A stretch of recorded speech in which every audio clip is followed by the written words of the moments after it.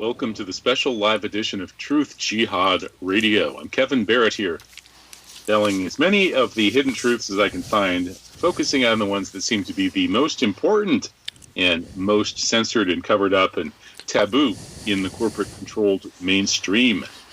Today we're going to be revising some current debates over the heroes and the villains. Who are the heroes? Who are the villains? Well, these days it seems like the official story has it backwards in many cases. The worst villains are being cast as heroes.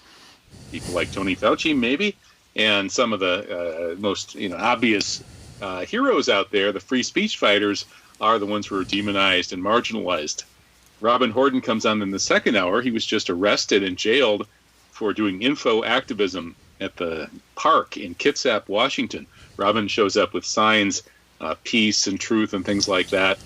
And he does that in front of sports events in Seattle, and he just got arrested for doing it in Kitsap. So we're going to be talking about what he thinks is important enough to be worth going to jail for publicizing, among other things. That's in the second hour of the live show tonight. In the first hour, we're bringing on, no, not the guy who invented the internet. That would be Al Gore. No, the guy who commercialized the internet, which is really more important than inventing it because it isn't really the internet anymore. It's just a big commercial sewer, basically. And it's all Ken McCarthy's fault. He's the guy who did it. Oh, man. I've been waiting to talk to this guy and give him a piece of my mind for a long time. No, I'm just kidding. Actually, Ken's going to come on to talk about the frauds of Tony Fauci. So that's actually a topic that needs to be covered. Let's do it. So welcome, Ken McCarthy. How are you? Good, thank you. Yeah, good to have you. So I don't know, should we quickly get this out of the way? How did you commercialize the internet? Well, among other things, I organized the very first conference on the idea of the web as a commercial medium, and that was on November 5th, 1994, and young 23-year-old Mark Andreessen was one of our speakers. Also, one of my students at the time, a guy named Rick Boyce, was the first person to really sell banner ads in a big way for at all, and he did that for Hotwired, which was a division of Wired magazine. That was the first really, truly commercial online website. And he got the idea of things like click-through rate from me, and even Time magazine, because I'm typically ignored, which is fine with me, but even Time magazine acknowledges that I'm the person that first saw that the click-through rate was going to be an extremely important metric for monetizing the internet. That was just. Where was the conference, and where were you teaching it? It was in San Francisco, and it was really interesting. Perspective. San Francisco at that time was, the digerati center of the universe. And at that time, when I put that conference on, about half the digerati that I talked to were not even interested. They thought it was a stupid topic. That's what we all thought. I was in the world's first ever seminar on cyberspace with Professor Arthur Chandler at San Francisco State University. I think it was like 90 or 91 or something like that. And basically, most people were a bunch of crazed digital utopians, kind of like Timothy Leary, regarding LSD in 1962 or something. That was Sure. the way they looked at it. So, but I guess you were more realistic. By the way, you know what Timothy Leary said when he saw his first copy of Wired magazine? I don't recall if I ever knew. He said, "Wow." He said, and you'd appreciate this because you were there in that time. Wow, this is a CIA version of Mondo 2000. Pretty much. Yeah, well, they stole. So you remember Mondo 2000, huh? They stole the look, they stole the graphics, they stole a lot of the writers, they stole everything except the politics. And Wired was a squeaky clean crypto-fascist outfit from day one. And that could be a whole call someday, but we'll put that one aside. Yeah, that was interesting. I remember around the time that happened, the old San Francisco Bay Guardian, which actually had a little bit of integrity, was suddenly copied and basically forced out of business by big money people who put out the San Francisco Weekly. You may remember that too. Yep. Yeah, it's hostile takeovers, especially by media outlets. Wired, if you think about it, functionally was the choke point for all information on the digital revolution. No news came from any other source. It all had to be mediated by Wired, and at Wired, and we could go into it some other time. But Wired is literally a rogues gallery of crypto fascists, spooks, CIA guys. just a real horror show of human beings, and they were the people in control of Wired, and Wired was absolutely reactionary. If you actually read it, forget the glossy paper and the fluorescent graphics. If you actually read the kind of things they said, I remember one article said, and it was by their editor, I can't remember the guy's name, Rosellini. Anyway, he said poverty is over thanks to the digital age. So it's not even an issue. Let's not even discuss it anymore. This kind of stuff is what took over the conversation about the digital revolution. Right, and it's funny because at the time, not only most of the academicians were open to what's now termed, conspiracy theories. Like everybody I ever met in the academy, right up pretty much through today, has just kind of accepted that the JFK assassination was some kind of coup d'etat. As I recall, I can't remember anybody ever really arguing against that in decades and decades of hanging around with professors. And that was normal back then. And likewise with Mondo 2000, as I recall, they were very open in exploring these kinds of topics. I remember they ran this great cover of like Kennedy's brain being blown into a psychedelic mist, and then a story about Tim Leary sending Mary Meyer to be John Kennedy's acid girlfriend to turn him on to world peace. They were part of the Washington Wives Club that was going to use LSD to turn on all the most important men in the world to peace, love, and dope. And so I remember that story, it was normal to see that in Mondo 2000. But of course, Wired never goes anywhere near all that kind of stuff. So, that's why we have to do our digital underground thing today, like, this radio show. Exactly. So let's get into Tony Fauci. I doubt if Wired is ever going to be exposing his background the way you're. So tell us, how did you discover some of these unsavory things about Tony Fauci's past? Tell us about Tony. Well, first, let me just say everything I'm going to say is public information. It's open source. I didn't have to be a super duper investigative journalist. I just had to actually ask a few basic questions about the guy, and this is a very interesting. There is no journalist out there that's asking even fundamental questions about him. I mean, when I start getting into some of the basic, easy to discover things about him, you'll be amazed. And why am I the only guy asking? I don't know. The two great experts on Kary Mullis, on Tony Fauci, unfortunately are deceased. One guy that could get into the science, and that was Nobel Prize winner Kary Mullis. And he was very outspoken about Fauci as a fraudulent scientist. And then there was a great gay rights activist, journalist named Terry Michael, who could really get into the mechanics of Tony's various con jobs. Unfortunately, they're passed away. So I'm standing on the shoulders of giants. But I'm also just reading the newspaper. So let's jump in. So you're not going to hear about 5G. I'm not going to talk about the weapons lab at Wuhan. Was it manufactured? Was it not manufactured? I feel that all that stuff, while interesting and possibly pertinent, is just a distraction. I'm not going to get into the Judy Miskowitz stuff. Okay. And then let me just stop here. If people are interested in the bioweapon theory of COVID, check out the webinar that we did at No Lies Radio a couple of weeks ago. And I don't think it's a distraction. I think that what we're seeing, it's predictable. Anybody who understands geopolitics and history would have predicted 5 to 10 years ago that the American side would unleash a pandemic to take down globalization, stop China's economic boom. So anyway. Well, I shouldn't say that it's not something worth talking about. It's just that if the goal is to stop this thing being a bizarro coup of epic proportions, I think the most vulnerable point is Tony Fauci. And I think once you start talking about was it designed, was it accidental, that it was released deliberately, then it becomes a little harder to make progress, even though it's an important topic. So I don't want to dismiss the importance of the topic. But I just want to say that I'm not going to get into that. However, I will say this, and this is shocking, and this was probably on your show, but I'm amazed how many people realize this. One of Tony Fauci's jobs is bioweapons. I mean, he has a whole division in his little unit there at NIH that's called biodefense.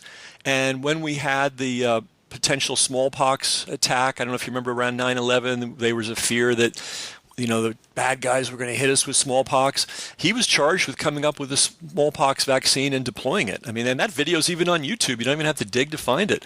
So biodefense, which is a lovely, euphemism, is absolutely part of his job description. And so he is a biowarfare guy. Which is, I think, one of the reasons he's been protected for so long. But anyway, I'm a big believer in logistics. I believe that nothing happens in this world by mistake or by accident.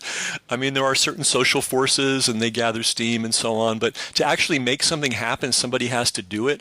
So if this is a scam, the whole COVID thing, and I believe it is, there has to be a scammer, right? And if there's a scammer, the scammer has to have a playbook, like he's got to have a plan. And having a plan is very good, but you also need an infrastructure to execute on your plan. So we're going to talk tonight about the scammer, who is front man is clearly Tony Fauci, his playbook, and his infrastructure. So, and of course, he's being portrayed in the media as the kindly old Marcus Welby, who's the sort of counterpart to the evil, mad dictator Trump. Oh, it's quite a joke. I mean, even right now as we speak, they're trying to paint, and I'm not for or against. To me, Trump is just the weather. It's like, why even talk about the weather? We have many more big problems in the world. And if Trump is anything, he's the mold in the roof because you didn't fix your roof.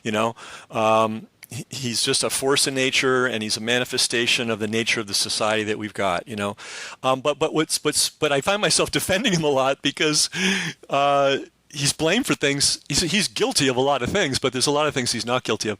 And one of the things that's just cracking me up right now as we speak today is there's this meme that he is somehow rushing the vaccine development, and that's such a joke. Fauci has a long track record of rushing vaccine development, and he's actually working overtime to get this vaccine made as quickly as humanly possible. So he's actually the guy doing it, and he's managed to hang the blame on Trump, which is actually the whole strategy here. This is not the most important thing about this, but clearly Fauci's running the show, and young Donald has basically a ring through his nose and has been led around like an idiot, going along with all this. But anyway, let's get to some just plain vanilla stuff that I'm surprised the media doesn't talk about when it comes to Tony Fauci. The first one may not be a big secret because it comes up a lot, but it merits meditation upon, and that is that this guy has had the same federal job for 36 years.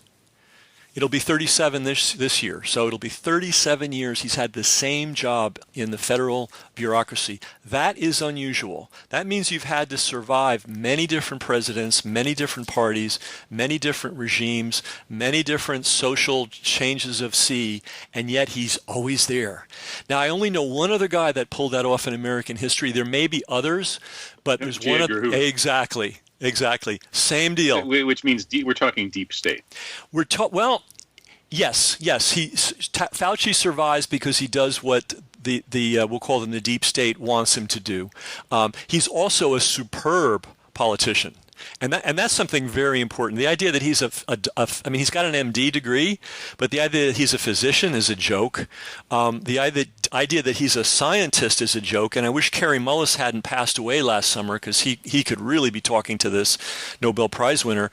Fauci is not a scientist. What he is just a world-class bureaucrat. I mean, absolutely. You just can't get better than this guy. And that's why he has survived for 36 years. That and the fact that he does what deep state people would like him to do. Now, here's just a little trivia, and you would think in our money-mad culture this would have come out. There are 2 million people getting a paycheck from the federal government as employees. Who do you think the third highest paid employee in the entire federal bureaucracy is? Well, it sure isn't me. Exactly, right? It's Tony Fauci. Now, how do you bury that? I mean, even that's just a factoid you think that somebody would come out with, right?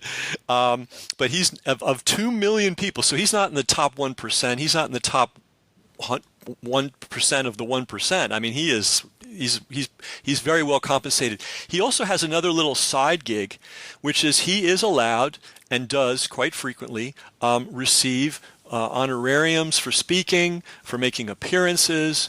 He gets all kinds of awards. If you YouTube him, you'll see him giving. I mean, it's just you can't even count all the times that he's and now with this Corona thing. Now that he's the Corona czar and the kindly Marcus Wilby, my goodness, his speaking gigs and honoraria and publishing contracts are going to be through the roof. Absolutely, and it all goes to Tony Fauci's hip pocket bank. There's no law against him receiving honorariums, even when the group giving him money is a group that's funded by him. So we have, for instance, the Albany Medical Center, which is it's an outlier, but they gave him $500,000. So it's an award they give to science innovation, and he got $500,000. Now it just happens that that Albany Medical Center lives on NIH grants.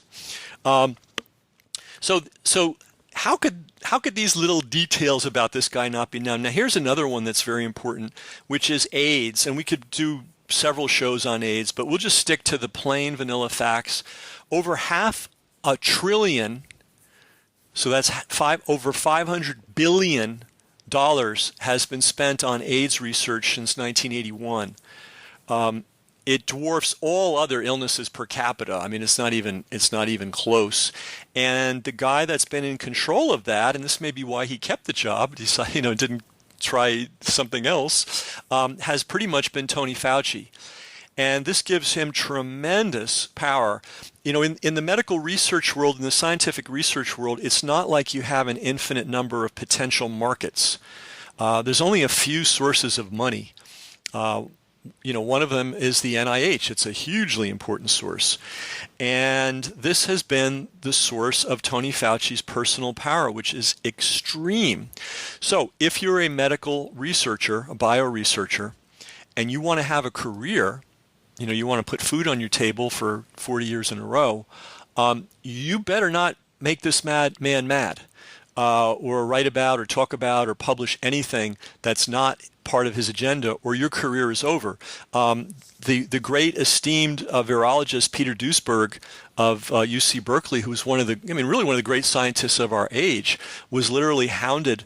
I mean, he was already, he had his tenure. He was highly regarded all over the world, but he still needed funding, and Fauci made sure that Duesberg got no funding as soon as Duesberg was questioning the HIV causes AIDS formula. So, and that's just on a grand scale. So there's a lot of minor players, basically anybody that wants to have a career who knows it's very clear you don't cross Tony Fauci or you don't have a career anymore. So that's all the science researchers and medical researchers in the United States and in the world. Now universities, same thing. They are entirely dependent on grants for research. So they're not going to be happy if one of their professors stands up and starts questioning the science of anything Tony Fauci says. So he's got all the universities in his pocket. And then if you're an aspiring bureaucrat and you want to be a health commissioner of a state, which by the way is a very well paid, it's one of the most best paid jobs in state government as well. I did a little research on that, and it's very, very common for the state health commissioner to be getting $300,000 or more per annum. And interestingly enough, we have, a lot of these guys really have no public health degrees. The guy that's running New York's public health right now, he's a member of, what's that thing? Oh my God, I'm drawing a blank. It's one of the deep state organizations. Like Council on Foreign Relations. Yes, exactly. Yeah, thank you. He's a member of the Council on Foreign Relations. He's got a really interesting specialty. He's an anesthesiologist specializing in pediatric cardiology. Hey, it's great, that's a needed thing. But he has absolutely no training in epidemiology. And yet he's the person making all the decisions for New York State. And these decisions he's making are quite catastrophic. So if you want a job like that without having proper qualifications, it's good to have Tony Fauci vouching for you. Now, speaking of New York State and speaking of the Cuomos, this is something that came and went really fast, but Chris Cuomo apparently had the COVID syndrome. And there was a little thing on CNN. It came up and then it disappeared really fast, but of course I recorded it. And it was Chris Cuomo praising and thanking Fauci for calling him every single day of the week personally. Okay, now think about that. We've got the a newscaster on CNN getting personal calls from Tony Fauci. Now, who's his brother? Andrew Cuomo. And one of the things that Fauci said, this is on tape, thankfully, I've known you guys since you were kids, and that's true. Mario Cuomo and Tony Fauci knew each other very well, because basically anybody, we've talked about researchers loving Tony Fauci's money. Well, government officials love AIDS money. There's a lot of it. It's distributed very liberally, and New York State got a whole bunch of it. And I'm sure it's still getting a whole bunch of it. So anyway, there's a very close connection between the Cuomos and Tony Fauci, which is just something to sort of keep in mind as we go further into this. So talking about Tony Fauci having, now you know how busy you are, and everybody listening to this knows how busy they are. How many people do you get on the phone with every night of the week? Not that many. So what's that? Pretty much nobody. I mean, usually if you get on the phone with somebody, once a week, like Larry Silverstein, the confessed demolisher of Building 7, with Bibi Netanyahu, that's a pretty close friendship. There you go. So how about every night when you're sick with COVID? So let's talk about Tony Fauci, the fantastic propagandist. And I'm thinking of the German guy, the Nazi guy. The ultimate propagandist, and Goebbels. Goebbels. Dr. Goebbels. Dr. Goebbels. I think Tony Fauci would give Goebbels a run for his money. Goebbels had control of, all publishing, all filmmaking, all radio, all that stuff, book publishing, newspaper publishing within the Nazi regime. Well, Tony Fauci's accomplished something not too dissimilar. So one thing that an investigative journalist could do if they would get the donut out of their mouth and actually do some work, and none of them do, is just to look at the enormous size of the bureaucracy that is Tony Fauci's personal domain. He has 8 separate divisions that he's running. One of them, of course, is biodefense, which I mentioned earlier. Now, here's where it gets important. Each one of these divisions has its own communications director. Okay, and the office of the director, which is Tony Fauci, has a communications director and a deputy director. So that is 10, count them, 10 full-time guys whose only job is to spout the Tony Fauci party line. So 10 people. Quite a PR army. It's pretty good. I mean, let's throw some logistics on this. So that's 10. Now that, by the way, that's just the directors. I don't know how many staff people there are, but and by the way, that's hidden. That's not easy to find out. But the directors, they do disclose. So, but let's say it's just 10 guys, 40 hours a week. That means he has 400 hours a week every week, 52 weeks a year, to tell the Tony Fauci story. That's pretty good. And let me ask you this. Who's on the other side of that? Who is countering the Tony Fauci story? There's, on the one hand, we've got 400... Truth Jihad Radio. Yeah, there you go, right? I mean, it's amazing.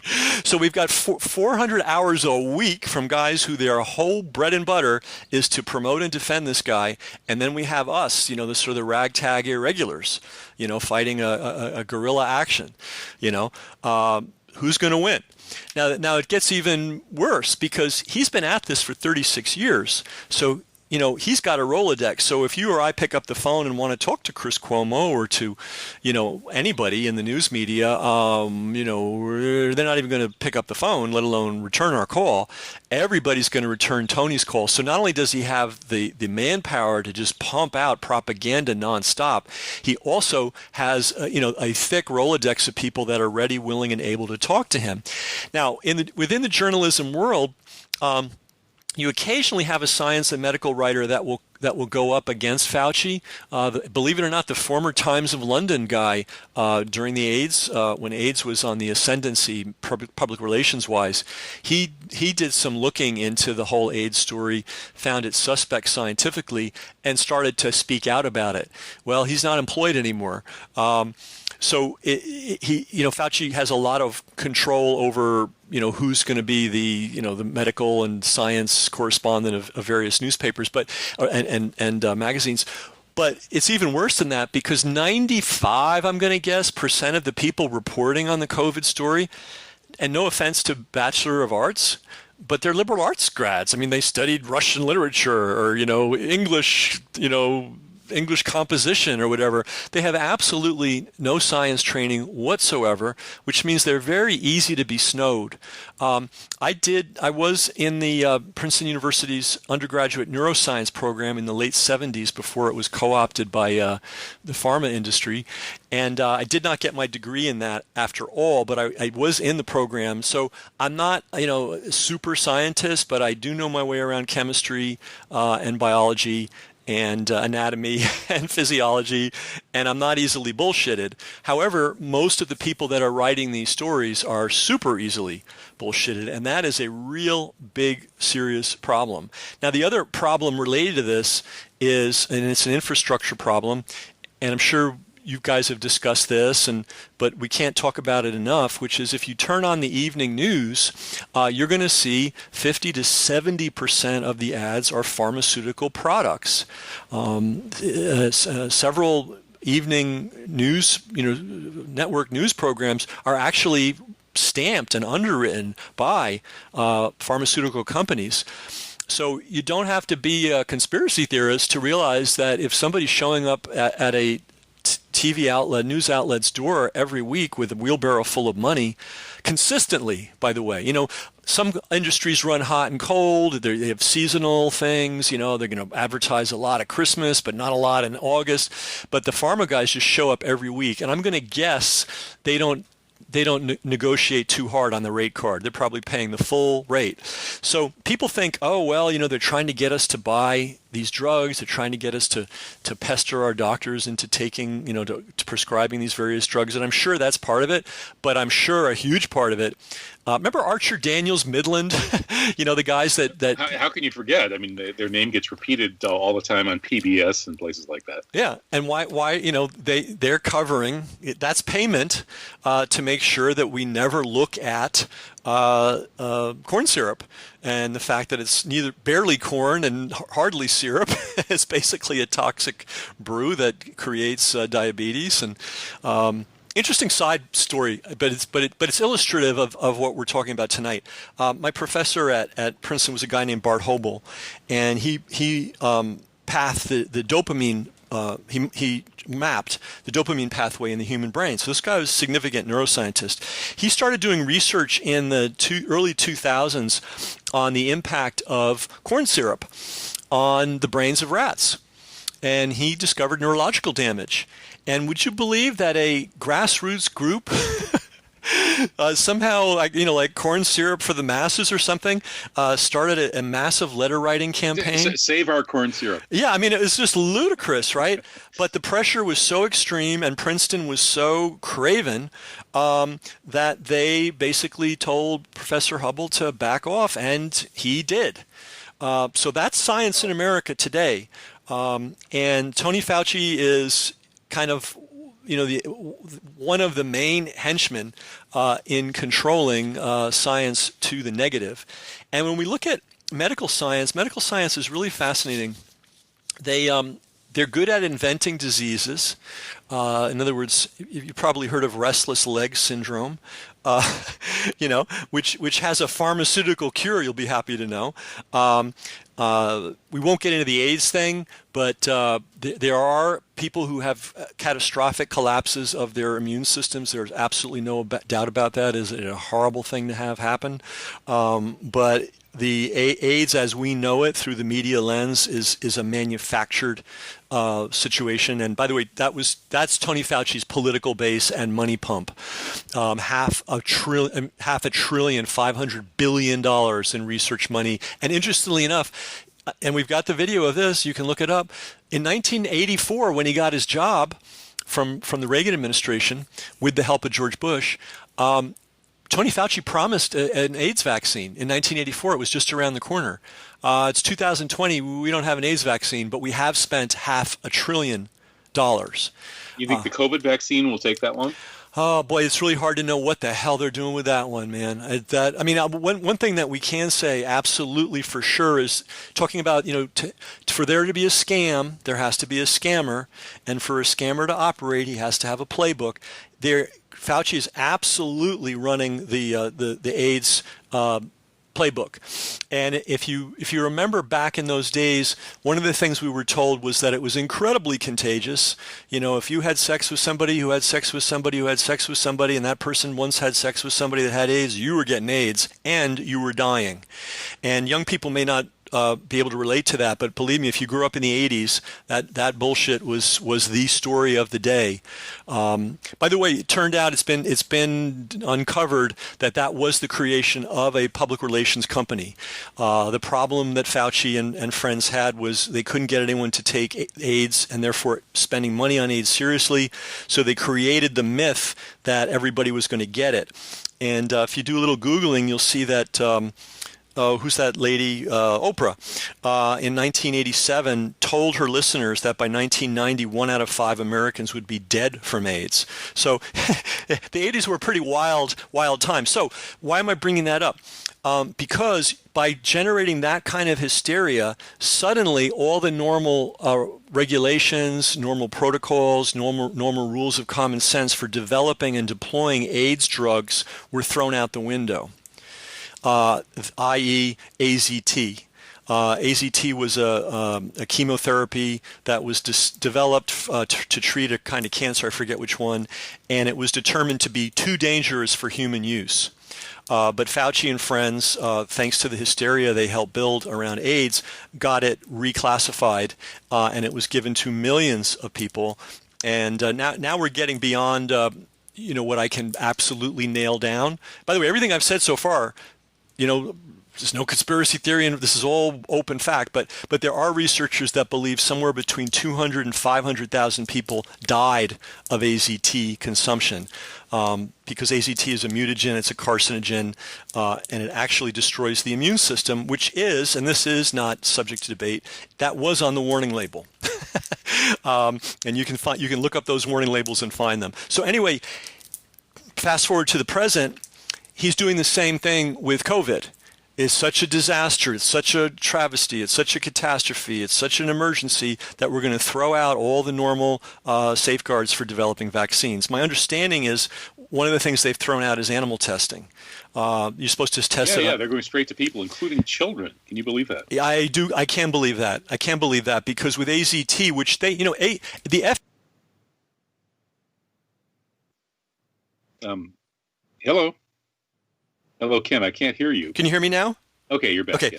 Yeah. The FDA didn't just frown on AZT initially; they banned it. And once they unbanned it and all the hysteria got pumped, they were giving AZT to pregnant women based on the fact that they had, quote, tested positive. They were giving AZT to newborn infants based on the fact that their mothers were tested positive. And maybe we should take a little side road here for a second. Testing, this whole issue of testing.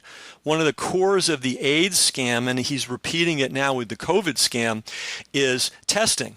Okay? So I give you a test, and I'm really not testing for the COVID virus because the COVID virus cannot be detected. And everybody can look this up. Try to find a picture of the COVID virus. I'm not talking about I'm not talking about a 3D graphic. I'm not talking about graphic arts. There's many of those. There's a million of those. I'm talking about a bona fide microscope photograph. They do exist. They're black and white. They're sketchy as hell. And there's plenty of virologists who are quietly saying, I don't know, doesn't look like a virus to me. But that's a whole nother story.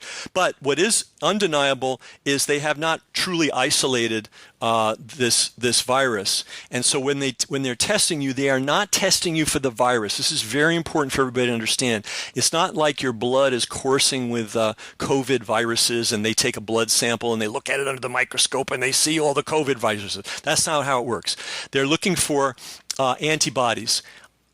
General antibodies, non-specific antibodies, and once they see those, then they say, COVID, right? And then they'll call it a case, even, this is really important, even if you have absolutely no symptoms. They did the same thing with AIDS, and it was the same scam. They would give people the so-called AIDS test, which wasn't an AIDS test, it was an HIV test. But it wasn't really an HIV test, it was an HIV antibodies test. So a perfectly healthy guy could go to the doctor, take this test, be found to have the antibodies, and be declared an AIDS case and be put on AZT. And this was done to hundreds of thousands of people. And back during the real hysteria, there was even legal action where if a pregnant woman was found, and it was always a minority person, by the way, a person without money, well, not always, but often a person without means to defend herself, they would legally compel these people to take AZT to, quote, save their children. So anyway, when they're talking about, we've done these tests and so many people we've got all these cases, and then Fauci loves to slip case and he loves to escalate it to infection. So if somebody takes the test and there are these non-specific antibodies which could or may or may not be COVID, that suddenly is a case, and Tony Fauci calls it an infection. It's all... Now, how non-specific are the antibodies? In other words, if they're completely not, I mean, everybody has all kinds of antibodies to lots of things. So, there is a paper floating around on the AIDS side, which says there's at least 100 different things not related to HIV that could cause a positive antibody test in the AIDS test. In fact, and I don't know if this is true today, but it certainly was true during the golden age of AIDS hype, which is that the FDA and all the test boxes clearly said may not be used for diagnosis. People did it anyway. It is scammery to the nth degree. But anyway, so there's a playbook, and the playbook is we get people scared out of their mind about a disease. We act as if it's, first of all, deadly. And we now know that's bullshit. We know that the number of people that actually die from this versus the number of people that get it is kind of in the range of influenza. If you take out the New York numbers, the New York City numbers, we are definitely in the range of influenza. Now wait a minute. How do we know that? If you're saying that the testing is inaccurate, in the whole way that we know that there is a pretty low fatality rate for COVID, using their numbers, because we have all these tests telling us that all these people have contacted the virus, but they haven't gotten sick. Using their own numbers, I'll even accept probably your listeners are aware that there was various states have just sent letters to their physicians saying, look, just call it COVID and call it a day. If the guy's got pneumonia, it's COVID. If the guy's coughing a lot, he's got a fever, just call it COVID. Are you aware of that, or is that something? Because I'm so immersed in this. Yeah. Well, I've looked at the reports on this from different angles, and it sounds like at a certain point they were perhaps underreporting what was believed to be COVID. Like there were people who come in there like with the classic, turning blue and very low oxygen levels and so on. And there were people who were just neglecting to mark it as a COVID case, and so then the pendulum kind of swung, and it became like everybody who looks sort of like COVID, call it COVID. But if we accept the overall excess mortality rates that are being bandied about, it certainly looks like something is going on in that. The estimates right now, they're telling us there are about 110,000 COVID deaths in the U.S., and I think it's close to 150,000 excess deaths compared to what there should be based on previous years. At least that's the claim. Well, that last piece, I'm not going to say yes or no, but that might be something worth double checking. So let's put, and so that's why I don't want to get too into the science of it. So let's because that then becomes, whose stats are we using and what analysis are we using. So let's go back to just the structure of this thing, and the structure is really simple. Take an existing medical problem, because again, no one's denying that there were people with catastrophic immune system failure. The question is what really caused it. And then the other question about AIDS, and this is another thing that's come up with COVID, AIDS started out as two fairly different diseases, right? So if you had a certain kind of pneumonia characterized by fungal growth in your lungs, or you had Kaposi sarcoma, that was a possibility that you were an AIDS patient, right? Well, by the time they finished, and by they I mean Fauci and friends finished, there were 29 separate diseases, all of which had existed before, all of which had known causes, all of which had known treatments. But if you had one, they were going to lump you into the AIDS victim bandwagon, right? In Africa, it gets even more sinister, because Africa, you have quite a bit of malnutrition, you have quite a bit of malaria, you have quite a bit of, it's a tropical environment, so you have a lot of parasitical infections.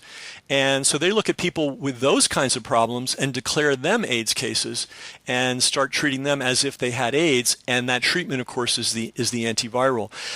So one person put this to me that, Fauci and Gallo, and it's a whole bunch of guys from the late 70s and early 80s, all virologists, all were on the cancer is caused by a virus bandwagon. Even Peter Duesberg was on that, and was actually one of the people responsible for getting that going. He changed his mind, which was another reason he got in a lot of trouble with the establishment. He decided, no, it's probably not correct. But it left all these virologists with nothing to do. Because, if you're an infectious disease expert, what do you do? Infectious diseases, they still exist, they're still a problem, but they were largely eliminated by things like fresh drinking water, sanitation, decent nutrition. They were horrendous problems in urban areas in the 19th century and the early 20th century, where people were, they were literally open. San Francisco, I remember, from history, had just open sewers. Like, you would just piss and shit right on the curb. And this was not even all, this was, none of us were alive then, but it wasn't like ancient times. This was like norm. So, of course, people were getting sick like crazy. And when we finally had decent plumbing and decent nutrition, a lot of those infectious diseases went away. So if you're an infectious disease guy and you're a virologist, what are you going to do for a living? There's a wonderful book that I recommend everybody get called Virus Mania. And it talks about the various viruses, the Zika, the Ebola, the swine flu, the bird flu, and they all follow the same pattern. There is a disease outbreak of something. They overlay someone described it to me as a virtual disease. In other words, there is a disease. It's real. People are really sick. You attribute it to a particular thing, and then you go and search, a very expensive search, for the drugs and vaccines that will deal with the thing. I have some video of Fauci. Remember Zika? The Zika virus? Very vaguely, yeah. Okay. Yeah. Well, the Zika virus, there were some birth defect cases in Brazil. Tragic, obviously. And what nobody pointed out was they were all rural people living amongst these horrific soybean plantations where they were spraying glyphosate, without limit. And so they were most likely pesticide poisoning. But they decided that it was the Zika virus, and the Zika virus was coming to America. And I have a little clip where Fauci's talking about how he met with the Joint Chiefs of Staff to create a plan to help protect the United States from, to repel Zika from coming to its shores. They're called virus hunters, these guys, among scientists that follow all these things. And they're tall tale tellers, and everything works out so that it turns out to be a fantastic money pump for pharma. NIH. Then you're not questioning that there is such a thing as infectious viral disease, because there is studies there are studies of transmission of things. I know about this a little bit because my brother's an MD who has lived on grants for studying common cold issues, and so we talked a bit, and I looked into the common cold literature, and there's just a massive literature on how transmissible it is, the means of transmission. Zillions of studies of one of them, people play cards, and one guy has the cold, and they see who gets the cold by if they wear gloves or if they don't or whatever, this sort of thing. So there's a lot of knowledge that's been accumulated about transmission of things like common colds, which of course are coronaviruses. And with this novel coronavirus, we're told that I think that the infectiousness factor is like 2.4 on the average, and this is based on studying these contacts. If somebody gets sick, and then these other people get sick, and whose paths do they cross, and so on and so forth. So, are you trying to tell us that this sort of thing is not true, or how do we react? Well, I mean, to this we're told a lot of things. For instance, we were told that, and this is from the AIDS playbook, that asymptomatic people were spreaders of the disease, and they even coined the term super spreaders. Now, I don't know if you remember, but about a week ago, the World Health Organization just backtracked on that and said, well, we actually looked at it, and it's not true. You kind of have to be symptomatic. You have to be sneezing and coughing and blowing your nose and for this thing to spread. I don't think they went that far. They just said that it wasn't as big as they thought. Well, but that's a huge leap from, super spreaders, and, one guy could just walk down the street and leave a trail of COVID and everybody else inhales it. I mean, it's the only way to explain. I live in the country here, and I see people walking down country roads by themselves, and they're wearing masks. Yeah. I'm seeing it's like the whole world is turning into some kind of masked ball or something. Yeah, like the mask of the Red Death. And that's based on things that have been told them. So what my understanding is, if you're in a closed space with symptomatic people and there's no airflow, you have a pretty good chance of getting this thing. But otherwise, not so much. But let's that's a debatable point, and I'm not going to take one side or the other, but I am interested that there are other views on it. But speaking of virtual disease and the playbook, you have to look at where this outbreak took place, Wuhan. Now, Wuhan clearly has that weapons grade biolab, no question about it. But the thing that people seem to forget or ignore or didn't know or whatever about Wuhan is it is the most polluted city on earth. I mean, it's an absolute hellhole. People were wearing masks every day on their way to work in Wuhan. So that, combined with some kind of viral problem and a less than ideal medical system, could end up, could result in a lot of chaos in the hospitals. And chaos in hospitals, overwhelm in hospitals, translates into a lot of unnecessary deaths. And I think we saw that in New York too. We really did, and maybe we could talk about that. I do want to talk about that because it's quite important, especially when we'll go back to. Yeah, we only have like 7 minutes left. Okay, well, Northern Italy, same problem. Northern Italy, people may not be aware. Venice and all these beautiful places. It's the industrial belt of Italy, very polluted air, and it is the oldest demographic in Europe. Period. So you have a lot of old people, really bad air quality. And they have a problem with the flu every year. Now, this was an unusually big one, but they get overwhelmed every year. Okay, so these are facts that were not let out. Now, let's go to New York City. This is really important, and I'll do this really fast. Cuomo put out a do not resuscitate order, a blanket do not resuscitate order that he put on in March, and he kept it running, I think, till about mid-April. That means normal medical care was suspended. If somebody was out, you don't do anything to bring them back. Okay? That might have contributed to some people that could have survived in dying. That's. Oh yeah, did you see the nurse whistleblower videos? Oh yeah, these nurses were talking about people being just stuck on respirators and basically ignored until they were dead, and nurses taking over the shift and going and looking at these patients who had just been dead for hours, and nobody even knew. He also ordered nursing homes to take actively contagious patients. That went on for 2 months before he rescinded that one.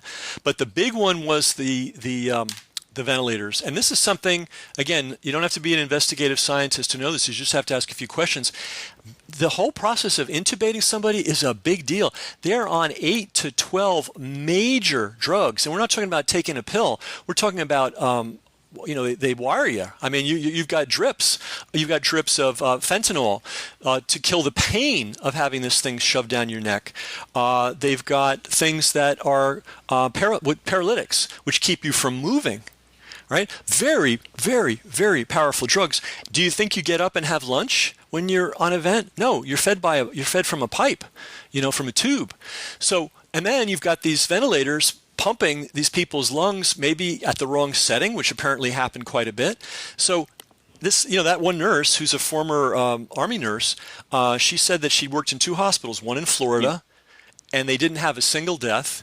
And you're talking about that nurse Nicole who was from Las Vegas. No, there's another one even better, more detailed, more articulate. Nicole was perfectly fine, given her circumstances. No, this is someone from Florida, and she'd worked in 2 different hospital settings, and she had been a combat nurse, and she knows her way around. And she said, now, we'll leave you with this because I realize the time's running.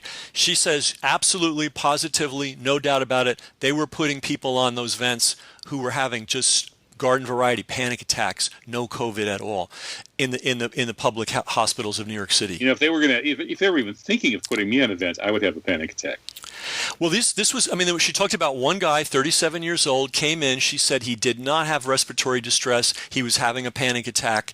And when she wasn't looking, one of the residents talked him into getting on a vent. And all this, the pushing of the vents, the do not resuscitate, the ordering of contagious patients to be put in with healthy patients in the nursing homes, all this came out of Andrew Cuomo's office, and we got to look at the fact that Andrew Cuomo and Fauci are close. I don't know it's almost as if they wanted to maximize the problem. Well, you would think that. You would think that, and these catastrophes happen in public hospitals, and I have an experience of visiting somebody in a public New York City hospital once, and they're absolute hellholes. I mean, they're like the black hole of Calcutta. I mean, they're horrible. So I can't imagine anything going on in those things. There are people without resources. And then, of course, we have the added thing, which is people couldn't be there with their advocates, with their families, with their friends. You went in and you were there alone, and God knows what would happen to you. So just to sum all this up, Fauci, this is not Fauci's first rodeo. He's been pumping hysteria for 36 years. He always gets it wrong. He was wrong about swine flu. He was wrong about bird flu. He was wrong about Zika. He was wrong about Ebola. He was wildly exaggerated about AIDS. And he always is wrong in the favor of pharmaceutical companies. And he's always wrong in favor of, we got to develop a vaccine now, and we have to throw out all the rules. And my last little piece, which you may know, this was sort of hot news a week ago, but now maybe more people know it. His wife. Do you know his wife? No, not at all. His wife is Christine Grady, chief of the Department of Bioethics of the National Institute of Health and the head of the section on human subject research. She's the person that makes decisions on what's ethical and to do with human subjects. That's his wife. They've been married since 1986. And how did the news media miss that? The name is Christine Grady. She's author with CHRI. She's author of a book called The Search for an AIDS Vaccine. And somewhere in this book she says, it's the vaccines that saved humanity. They're the greatest invention in the entire history of modern medicine. No, I think good nutrition and proper sanitation were the greatest inventions of modern medicine. But anyway, you've heard it here first. It's a strangely obscure thing, but again, you don't have to be like a great investigative reporter to just say, who's he married to, and get the name, and then see what does she do for a living. And she's the person that makes the ethics calls for drug and vaccine development at the NIH. So no wonder they're skipping the animal trials and going straight to testing stuff on humans. And remember that vaccine test. What was the company that put out the PR announcement? We've got a great vaccine coming, and people had no bad reactions. and their stock shot through the roof, and they all sold the stock. And then the next day it turned out that it was all lies, and that the guy who took the vaccine, who said it was all fine, had a horrible reaction to the vaccine. Which company was that? Do you remember? Was it Gilead? I don't think it was Gilead. I think it was a different one. But if you go back and look at the stories of the AIDS hysteria, same thing was happening all the time. People would announce they had cures, they had vaccines, they had this, they had that, incredible run-ups of stock prices. Everybody would sell out, and wash, rinse, and repeat. So my main thing I want to leave people with is he's been doing this for 36 years. He controls an enormous infrastructure of propaganda and research money and media control and just political control within the science and medical world. And he always errs on the side of hysteria, and he always errs on the side of things that are gold rushes for pharma. That's Tony Fauci. Well, nice work if you can get it, I guess. He's doing pretty well. Wow. Well, we only have about 30 seconds left here. What can people do about this? Just tell people, and there are other podcasts out there, and let the people that have those podcasts know that there's a lot of basic ABC information about this guy that's just not public knowledge. And I think if the public knew, because he doesn't. There are people that don't like him, but they don't. No one's given them good weapons to go after him. Okay, well let's spread those weapons around and spread the news about this particular podcast and keep on spreading the truth. Well, thank you so much, Ken McCarthy. Great talking with you. Thank you so much for your work on this issue, and I hope to have you back to talk about other things. I think we'd have a number of other interesting conversations. Well, thanks for having me, Kevin. I appreciate it. Okay, take care.